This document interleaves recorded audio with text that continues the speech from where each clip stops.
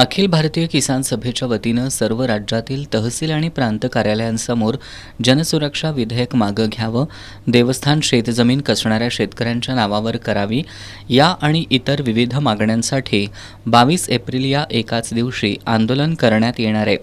या पार्श्वभूमीवर आंदोलनाची नियोजन बैठक राधानगरी तालुक्यातील तुरंबे इथं आयोजित करण्यात आली होती। यावेळी बोलताना अखिल भारतीय किसान सभेचे तालुका अध्यक्ष दिनकर आदमापुरे यांनी शासनाची चुकीची धोरणं स्पष्ट करत सर्वसामान्य जनतेच्या हक्कांवर गदा आणणारे जनसुरक्षा विधेयक रद्द करावं अशी मागणी केली।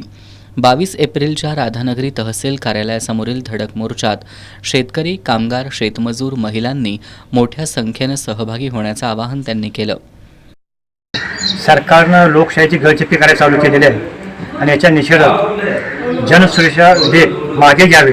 सरकारने विधेयक आणलेलं आहे, या विधेयकाला विरोध करण्यासाठी जनतेला आपल्या न्याय हक्क मांडण्यासाठी अधिकार मिळावा, त्यांची कुणी आंदोलन करण्यास राज्यामध्ये प्रत्येक जिल्ह्यामध्ये तालुक्यामध्ये तहसील कार्यालयावरने 22 एप्रिलला या राज्यातील शेतकरी, कामगार, कष्टकरी, शेतमजूर जनतेच्या वतीनं उठाव होणार आहे।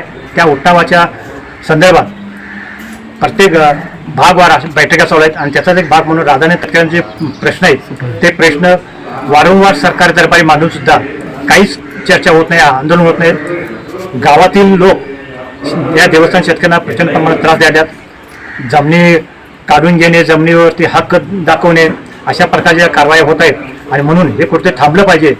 पूर्वपार या देवस्थानच्या जमिनी शेतकऱ्यांना कसायला आहेत त्या त्यांच्याकडेच राहायला पाहिजेत, कारण ते खंड व्यवस्थित भरतात।